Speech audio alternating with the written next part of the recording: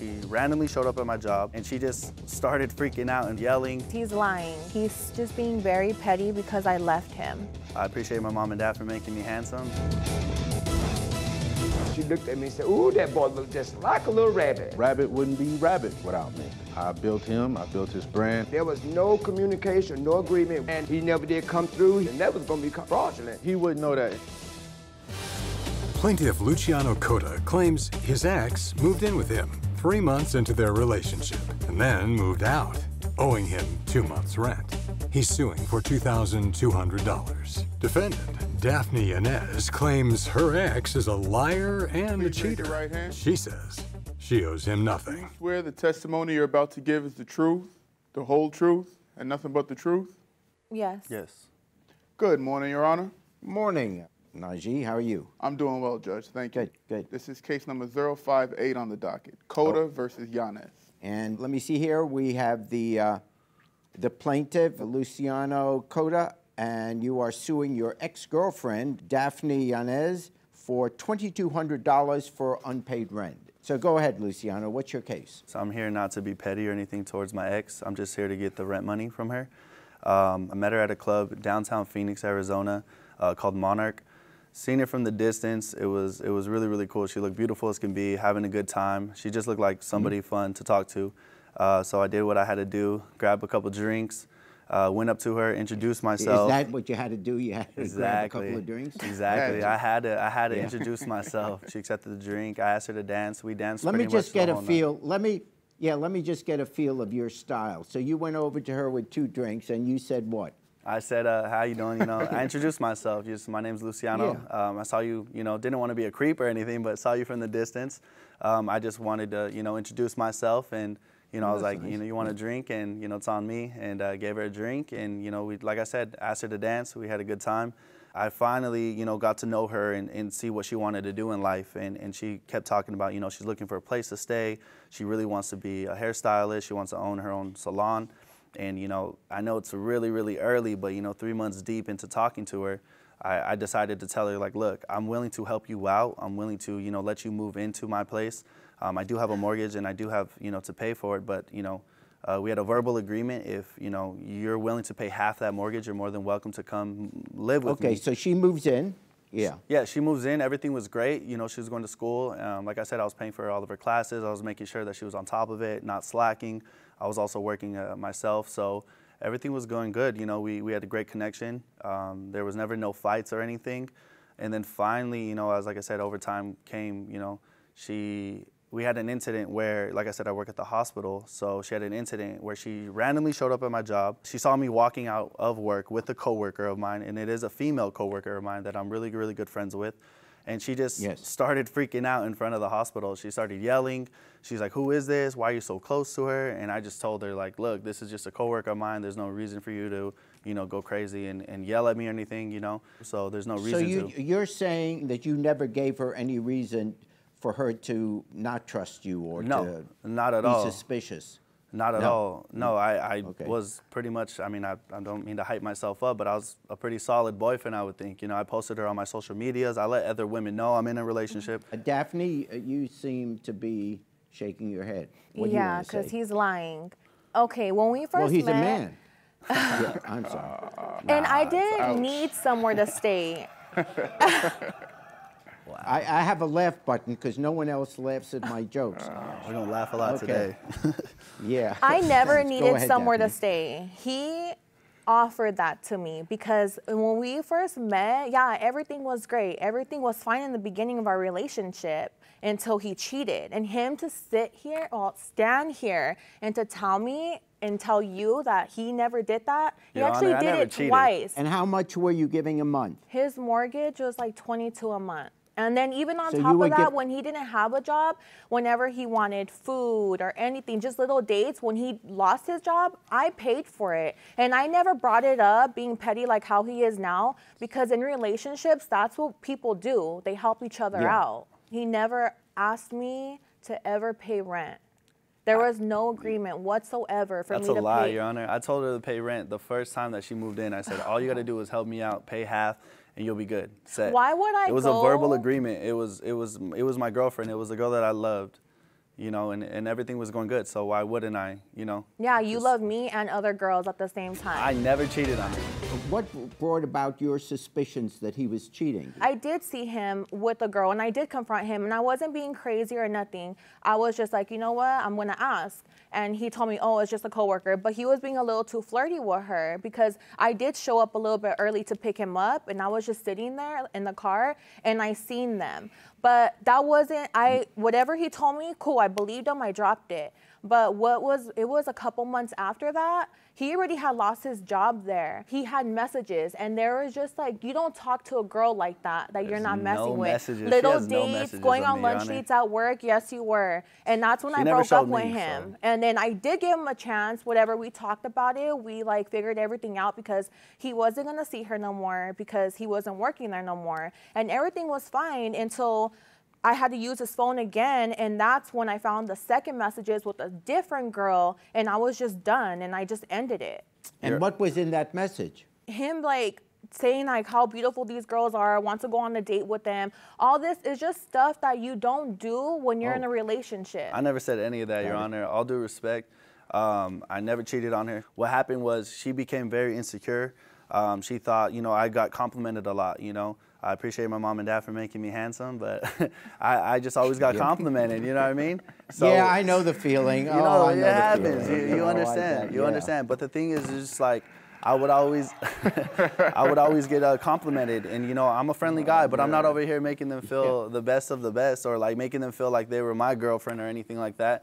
And she became real aggressive. She wanted to like log into all my social media accounts and go through all my messages so much that I had to delete my social media. Yeah, because that's what you have to do whenever I give you a second chance. That's horrible though. Like it's not even, there's no second chance. Then you should never have said yes. There was never a second chance at that. At the end of the day, all I did was talking to my coworker. I never even flirted, kissed her, or anything. Okay, who broke up with whom? It was a mutual agreement. We decided to walk I left him. She thinks that, but it was a mutual. We both talked about it. We're like, you know, you go your way, I'm going to go my way, and that's it. And that's why I'm here today, just to get my money. That's all I care about. Before the breakup? Yes, sir. About how many months in a row had she been paying? Are you saying she was paying she pretty much the $1,100? Yeah, she pretty much paid every month. We never had a problem with it. Like I said, like she literally had the money on the counter every time. Whoever caused the breakup, when did you guys break up? Not when she left the house. When did you break up? It was in May. May, yeah. You're saying, Daphne, that even after you broke up in May, June and July, you still stayed at the house? He never, there was no agreement ever. It was a written verbal I'm not saying if there's an agreement. I helped him out when he lost his job. So there were months that you paid $1,100 towards the rent. Luciano, you're saying under oath that every one of those months, except the final two, every one of those months, she was giving you $1,100. Yes, Your Honor. Okay. If she was giving you $1,100 every month, there must be some evidence of that. Everything was in cash. When people give cash, then have a receipt. Have a statement from your bank where you deposited the money. If you still would put the money in your bank account, the plaintiff has failed to produce the evidence. Case dismissed.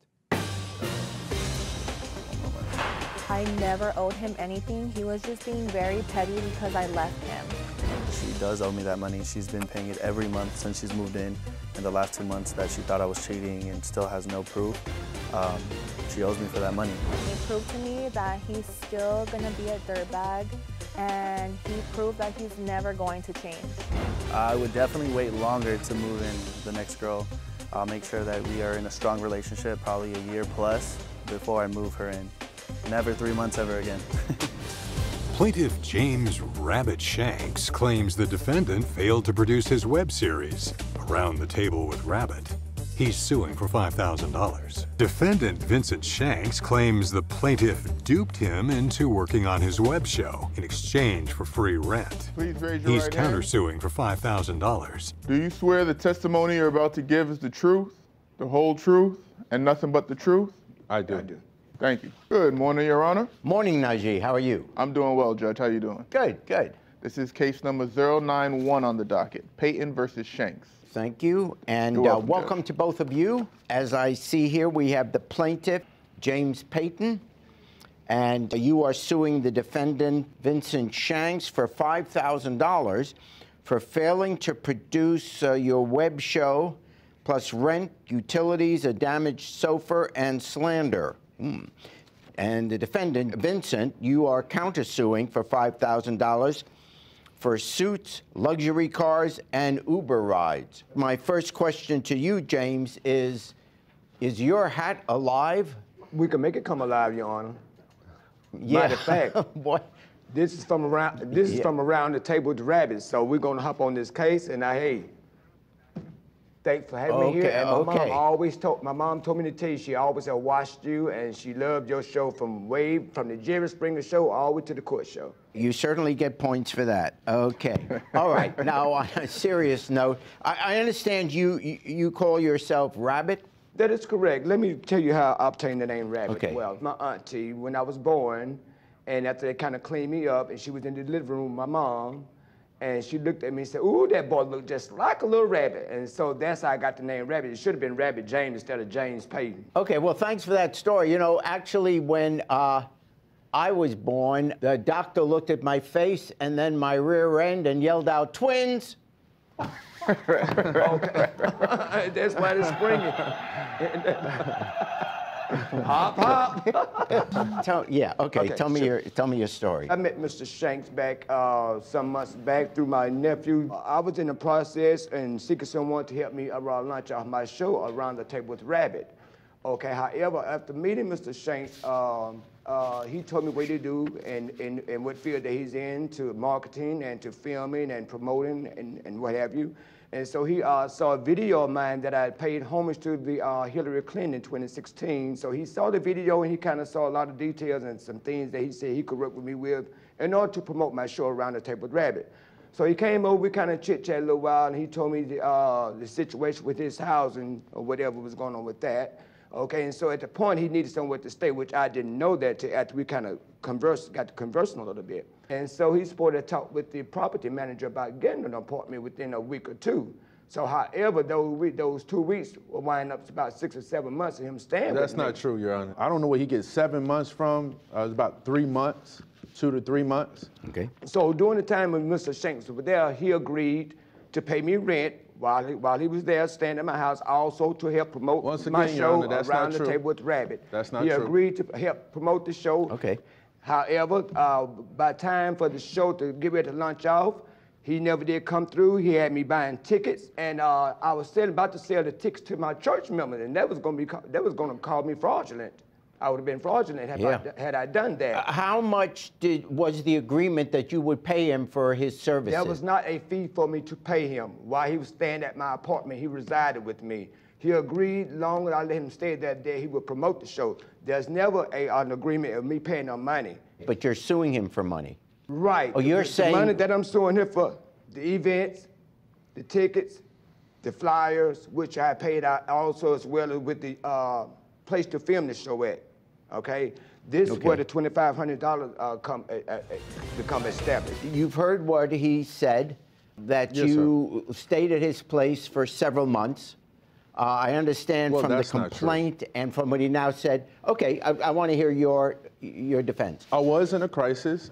James happened to call really at the right time. I said, yo, I really need a spot to stay. I said, do you mind if I, basically, crash here on your couch? In that particular agreement of sleeping on a couch, I said, yo, I have a marketing agency. I'll market your show. We'll promote your show. Just let me, sleep on the couch. I didn't charge him anything. We used top quality equipment.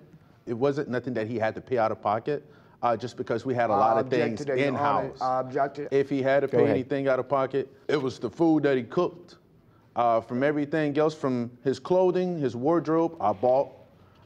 The computers and different things. To that. I buy my own clothes, sir. And the reason why, because, we like to go with... Did you buy that jacket for him? Not that particular jacket, but the jacket none of the others, Your Honor. The jacket in Exhibit A, I did buy this particular jacket and suit.